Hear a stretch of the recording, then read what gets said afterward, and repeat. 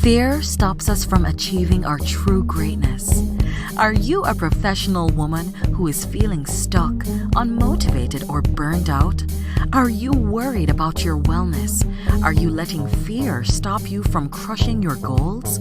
If you answered yes to any or all of these, then this is the podcast for you. Dr. Charmaine Gregory, night shift emergency physician, burnout thriver, and wellness champion, along with everyday heroes just like you, will explore how to face fear in our lives and emerge victoriously.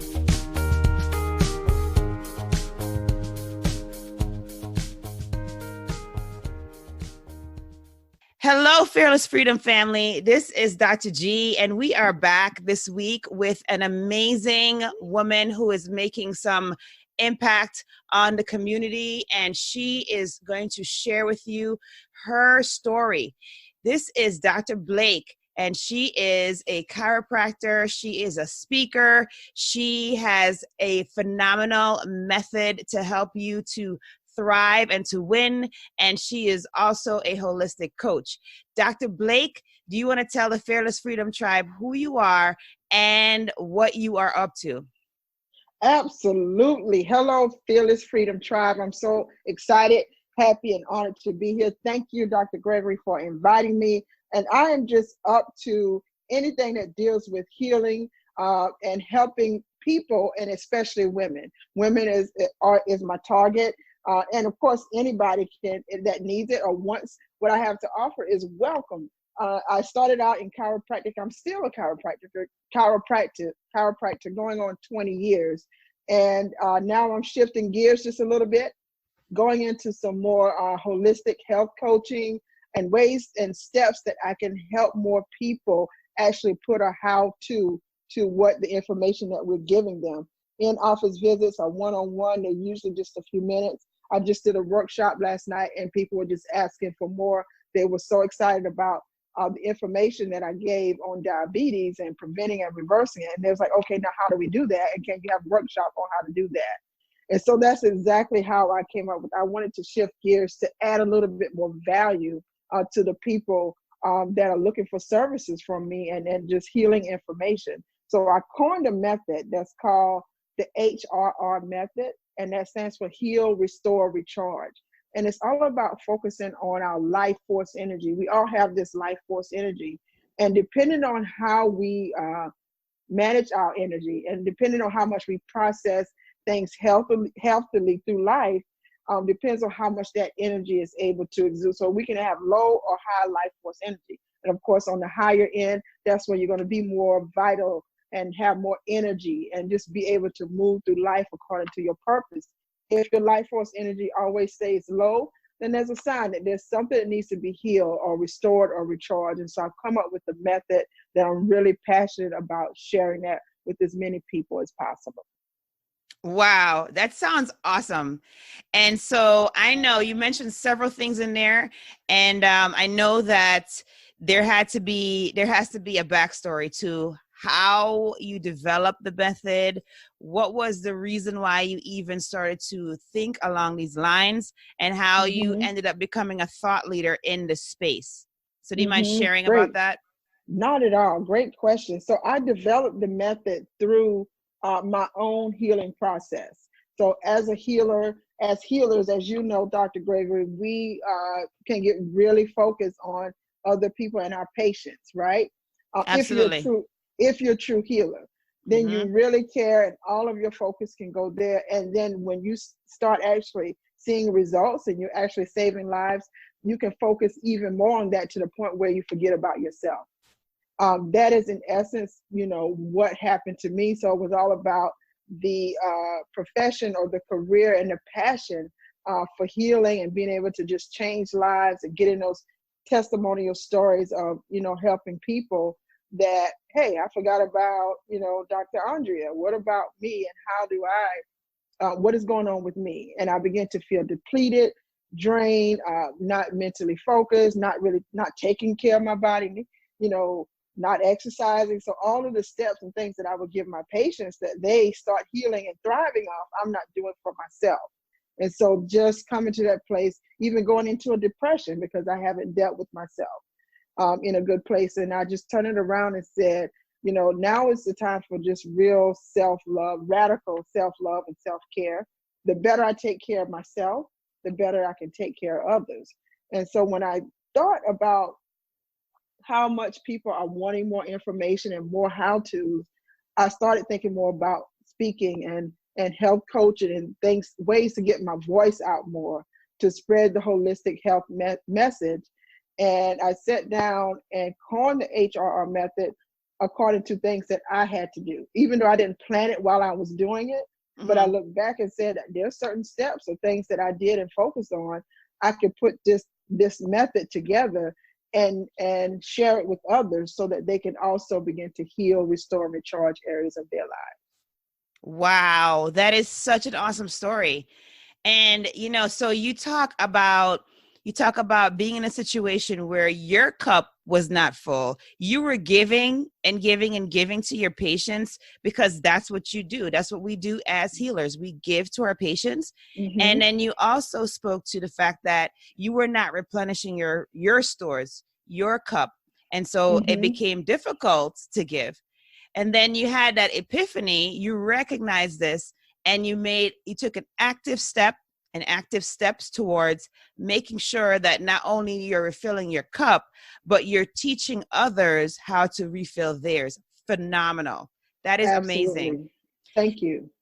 And so tell me, were you always comfortable with public speaking? Was that something that came natural to you, or was there some fear involved in that? Both. That is something that really comes naturally to me. I've always loved to do it. And I've always been pushed by a lot of people. If people hear me speak, because, you know, as professionals, we have opportunities to speak or we put on workshops, and people always, that was phenomenal. And you should do more speaking, and you should be a public speaker. You should share your voice more. And that always is in the back of my mind, but it's also something that's in my heart. So it's not just them saying it. It's also something that deep inside that I'm like, okay. And then there's the fear. And so everything has its timing, but honestly, the timing where I am now, I feel like, well, I know for sure I've held myself back. And that's one of the reasons for me wanting to do my own healing and self-care, because if I can't take care of myself, I'm not going to be able to be focused enough to share my voice and message enough with people from a place of power and love. And so this is something that I feel, when I feel my best at this. I love the chiropractic. I love the hands-on. When I'm speaking and sharing, I feel more lit up, if that makes sense. Oh, that certainly makes sense, my lady. That certainly makes sense. Yeah. So even just with the workshop last night, and I was telling a friend that I just feel lit, like I can just keep going and going, especially if the audience is engaged in what I'm saying and they're receiving, you know, the message from me, and they feel like they're getting something, and I can feel that back and forth energy. Oh yeah. Yes. So yes, I love it. And then it's just a matter of me working through the fears and you know, getting a coach or a mentor or guidance, and surrounding myself with people who support, because you can easily attract people who don't support, right? Oh, that's so true. Right. And they're going to throw all the negative stuff. That's right. And then you start thinking. So 2019 was my year to completely focus on me, you know, self-love, radical. And a lot of times people think that sounds selfish, but I said, not at all. Not at all. You're selfish, right? No, I have to like take care of myself.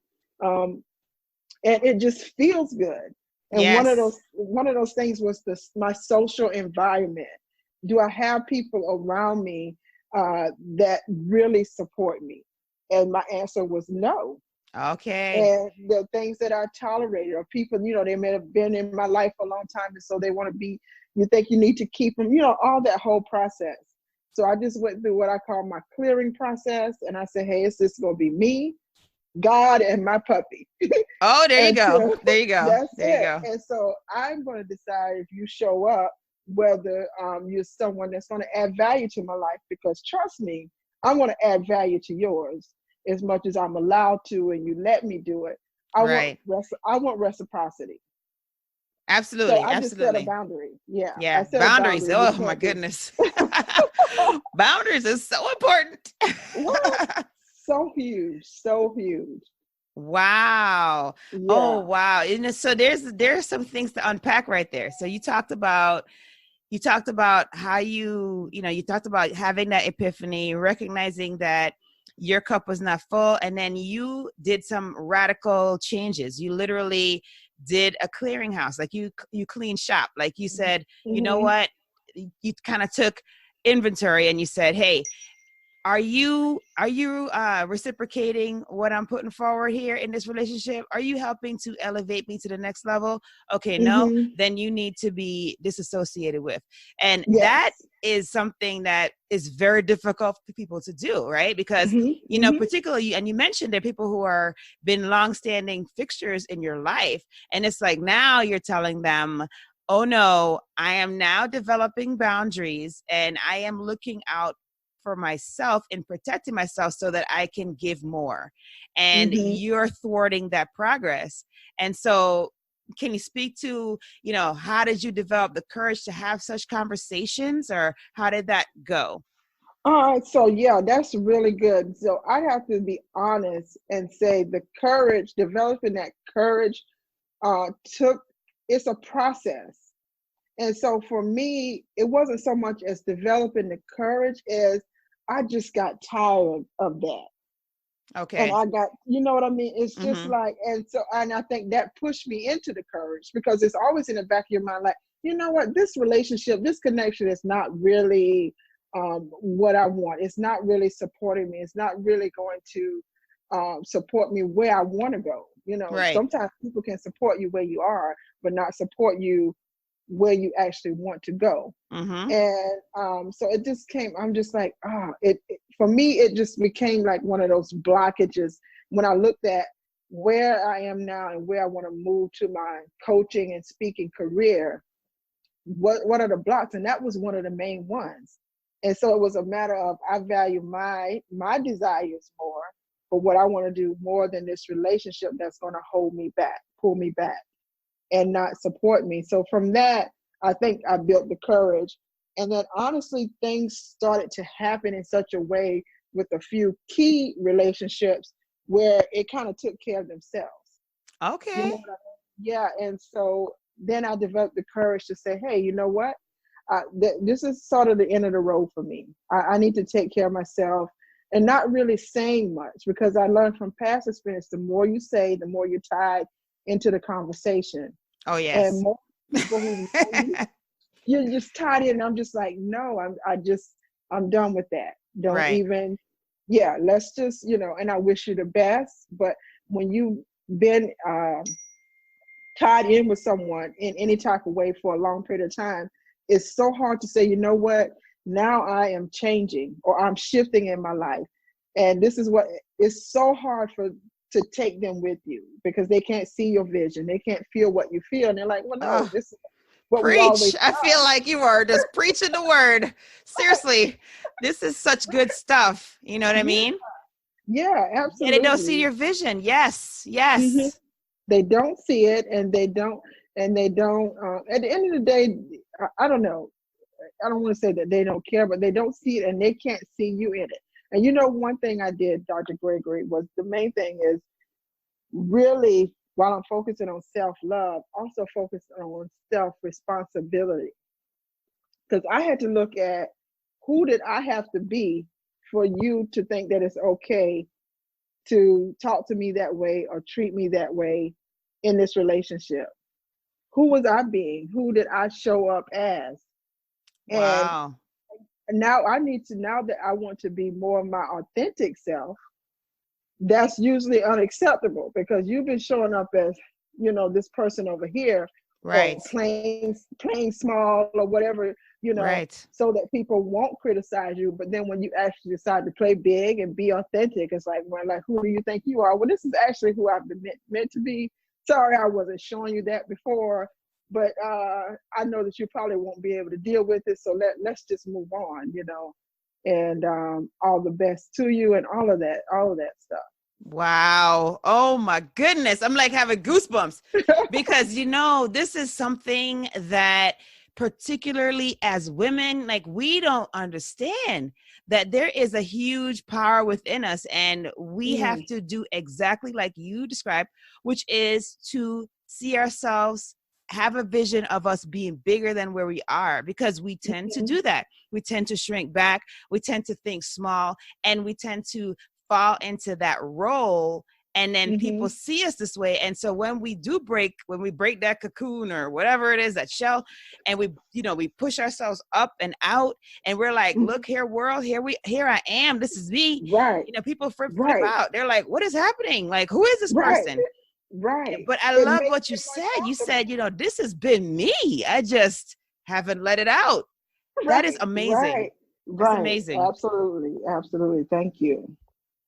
That is amazing. And I feel like that's a nugget that the audience really needs to hear, because, what happens? Why do we do that? Why do we shrink back? Why do we think small? We think small because we are fearful of what those around us are going to think about us, what they're going to say about us. We are afraid of failing. We're thinking like, I can't dream too big, because if I dream too big, I'm probably not going to be able to do that. No, you dream big. This is funny because my mom used to always say, Charmaine, you aim for the sky, baby. You aim for the sky, because you know what? Awesome. You aim for the sky, you might just fall on top of those trees. You're not going to hit the ground. You're going to literally fall on top of those trees, and you will be seeing greatness in your life. And it just sounds like you are describing that very same thing, and you're giving such a colorful example of that. And it's such it's such a itch for us as women, like literally, like we really do tend to shrink back and be smaller than the giants that we really are. And and it's because of fear, right? We are afraid. We're just really afraid of, oh, what are they going to say? What are they going to think? This is not me, but no, this is you. You are larger than life. You are somebody incredible. You are greatness. And so it's like, yes, the world needs you. Your tribe needs you. It sounds like your tribe is calling and saying more and more and more. You had that workshop last night, and your tribe is saying like, oh my gosh, Dr. Andrea, this is some good stuff. Keep it coming, and so if you had not made that decision that 2019 was going to be your year of breakthrough, your year of coming out as your true self, they would not have the blessing of your presence and you sharing that knowledge with them. And so, I have to say thank you for them. I mean, I don't know, maybe they said thank you too, but let me say thank you, because I'm inspired, right? I'm like, oh my goodness, this is just amazing, because, we are so much hitting walls. Like we come up and we're like, oh, I don't know if I can do it. Maybe I'm not an expert in this. Maybe I don't know as much as this other person in the space. Maybe there are like 5-10 people in the same space. No, it doesn't matter. Why? Because they are waiting for Dr. Andrea Blake's voice. Your tribe is only going to vibe with you. And so you are putting yourself out there. And let me tell you, your tribe is grateful. Your tribe is happy. And your tribe is so thankful that you came out of yourself this year, and you're like, hello world, this is me. This is the real me. This is me larger than life. And so that is just amazing. That's amazing. That's a true testament for facing fear boldly. You know what I'm saying? Yes. You're facing fear boldly every single day, and you are emerging victoriously. So thank you so much for doing that, because that's amazing. Wow. Yeah. Thank you, Doc. And thank you for that feedback. Greatly appreciate it. Absolutely. And so you mentioned that you do coaching. Do you want to tell the audience a little bit more about how you do that? If it's just a workshop format, or if you do one-on-one coaching, or how they can get into contact with you and work with you? Absolutely. So it is a one-on-one contact online, and then there will be live workshops coming up in 2020. So that would be more like a group setting where people come to a workshop and we go through parts of the method or all of the method. The one-on-one coaching is actually all of the 7 steps. And then my website is www.drandreablake.com, drandreablake.com. And that's how to get in touch with me to learn more about the HRR method, to learn more about me and the steps that we go through. And one of it is really focused. I'm really just about being thorough about the individual person and what they've actually been through, what they're actually feeling, what health conditions they actually have, and most importantly, what do they want? Because I can say what I want for them. I want to find out in the beginning, what is it that you want for you as far as your life holistically and healing, or what do you feel that you need to move to your next level? I do detailed intake and actually have a DNA analysis that I go through with a very reputable company that I use. So we want to find out not just suggesting and recommending supplements because it sounds good, but what is your body actually saying that you need? And besides, supplements, there's step-by-step processes.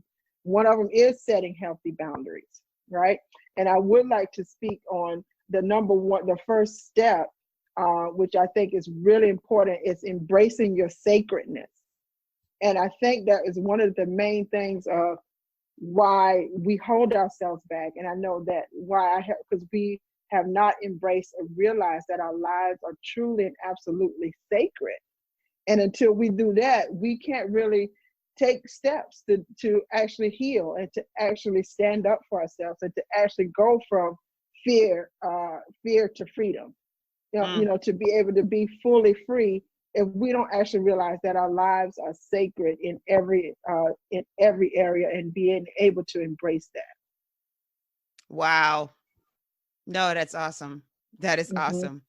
And then, so folks can reach you through your website, and they can tap into the group coaching as well as the one-on-one coaching. And absolutely. And so that and they can also download my health guide. I have a free health guide. Okay. And it's called 5 Overlooked Ways to Heal, Restore, Recharge Your Life. Okay. And is that on the website that they can get that? That is on the website. Okay. www.drandreablake.com. And I'm on all social media, the main ones at, Dr. Andrea Blake. Awesome. That is awesome. Yeah, definitely, guys, check her out because, this is just a sampling of what she has to offer. This is a little segment here. So, you saw how powerful it is. So you can definitely tap into her knowledge and her expertise and really have some breakthroughs. Awesome. Awesome. Awesome. And so, you mentioned that you always had a penchant for speaking in public. You recognized and you were told that you had the talent to do that. Did you have to do anything to develop that talent or that skill over the course of the time that you've been a public speaker? Mostly I've just kept going within the career that I'm already in.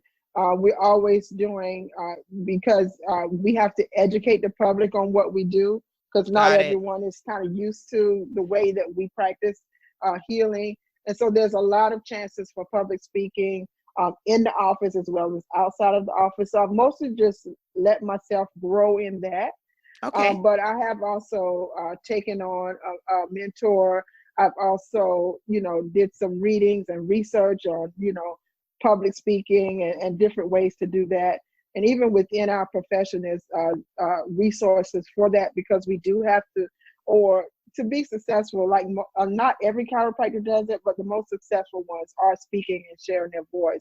So we have resources that we can use to help us develop that gift. Wow, that's neat.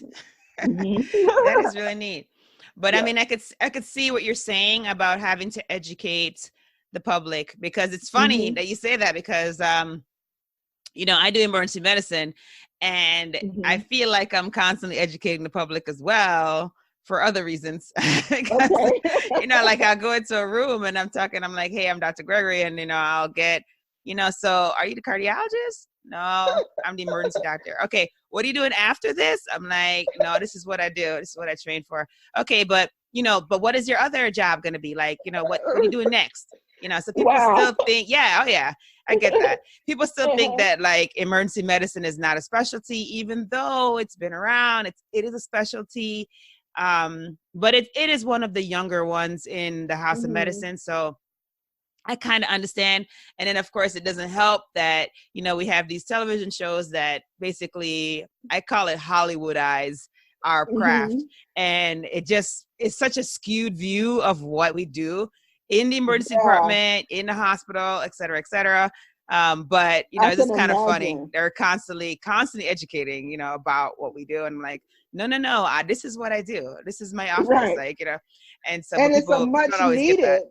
It's a much needed specialty. If I have an emergency, I want to go to an emergency specialist, not just any doc, you know, like truth. Yes. And you've seen the emergencies and you know what maybe not to do, where somebody else might be kind of like guessing. I want the emergency specialist. So oh yes, yes indeed. It's just funny. People just don't think we're a specialist. They're like, oh, okay, you know, or they think we're something else, which is funny because like the cardiology thing I get a lot. And part of that is because, you know, we see a lot of electrical tracings. I mean, a lot, you know, in the course of a shift, I probably see like 50 or 60, you know what I mean? And so it's like, you know, and we're always dealing with issues related to the heart, related to the cardiovascular system. So, you know, I can kind of see why they would think that, you know, so somebody comes in and they're having like, they're in atrial fibrillation with ventricular response.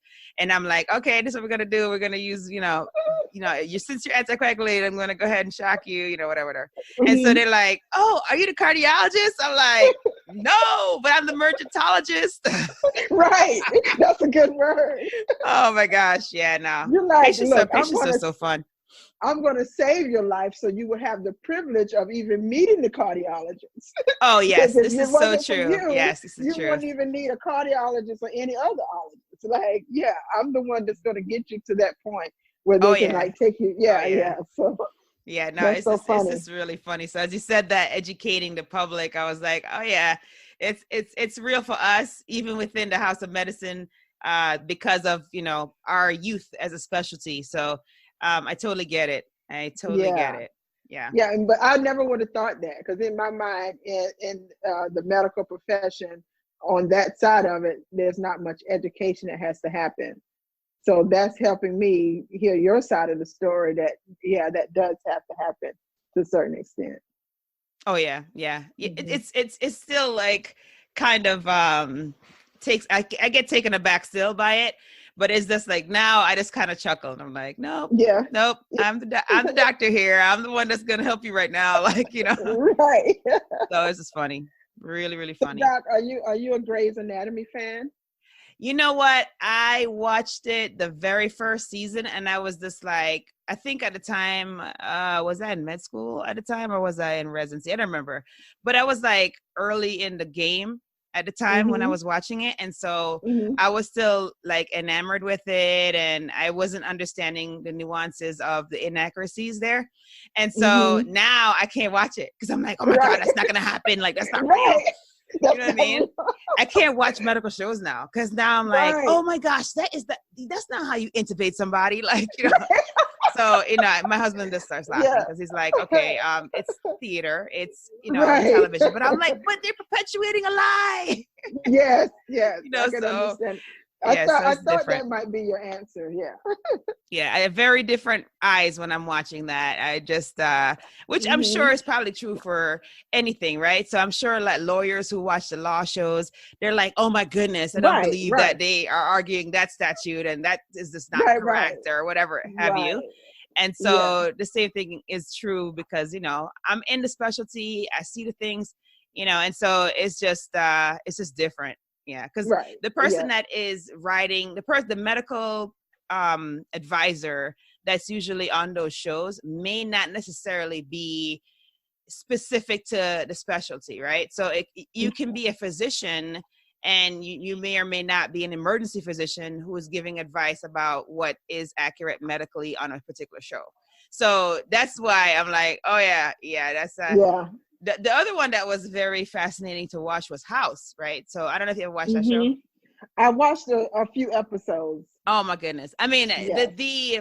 the theories and the journey, very, very awesome. Like how they connect things.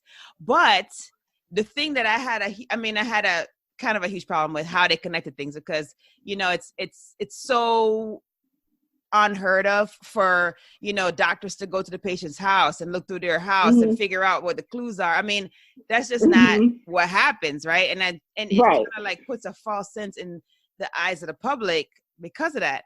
And then the other thing is, they had physicians that were doing things that were well outside of their specialty or their designated specialty.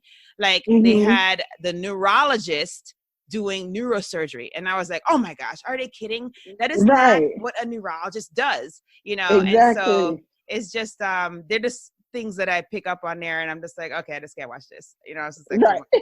yeah, Yeah, that's definitely understandable. yeah, it just gets kind of weird. And I'm sure, you probably, I mean, if they had a show that was about chiropractic, I'm sure you would be like, okay, yeah, I no, that's not would. what we do. That's Yeah. not how we manipulate. It, That's not what we do in the office. Come right. on. I would have the same I'd probably be like you. I can't even watch this. Yeah, exactly. Yeah, Exactly. yeah. Awesome. This has been such a wonderful conversation. I know the tribe has learned quite a lot about recognizing the things that can hold us back and for more greatness, and the pearls that you put forward about having boundaries and literally taking time out for self-care so that you can build yourself up to be stronger, to be able to give in a greater way. So we really appreciate that. At this point in the show, we usually do a fill in the blank. Are you ready? I am ready. Awesome. All right. So the first fill in the blank is, if I am fearless, I will. Okay. If I am fearless, I will leave my imprint on this world by using my voice, my heart, and my healing energy to guide as many women as I can to live a life of wholeness and optimal well-being. Awesome. And Yeah. then fearless freedom, to me, fearless freedom means. Okay, so to me, fearless freedom means being fierce about living an authentic life of non-attachment and being free to live my life the way that I have imagined, while trusting the universe to always show up, always provide, always guide, and always protect me.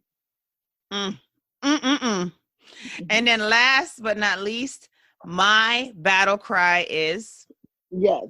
My battle cry is that we all deserve and are worthy of a life that reflects the fullest expression of ourselves at the deepest level of our hearts.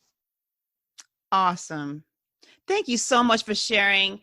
You have touched our hearts, touched our souls. Thank you so much, Dr. Andrea Blake, for being on the show. And I hope You're that welcome. you have an amazing day. This your Yes, first podcast appearance? this is my first podcast appearance, and I thank you Well, for that we are so opportunity. privileged to have you on the show as your first. We love it. Yes, We love it. absolutely. We love it. Thank you for having me. It's been a blast.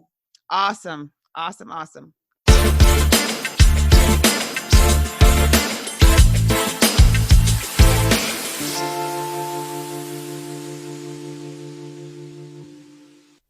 Thank you for joining us today on this journey. Fear is all around us. It strives to stop us from achieving our greatness. We have the tools to be overcomers. By sharing our stories, supporting each other, and doing self-reflection, we can do this. If you found value in this conversation today, please be sure to subscribe to and share this podcast with your friends. By going to your favorite podcast platform, leaving a review and a 5-star rating, you will help to get the word out about it. And that is much appreciated. Thanks again for spending time with us. I appreciate your time and your attention. It is my hope that you will punch fear in the face today and that you will be strong, be brave, and unleash your greatness.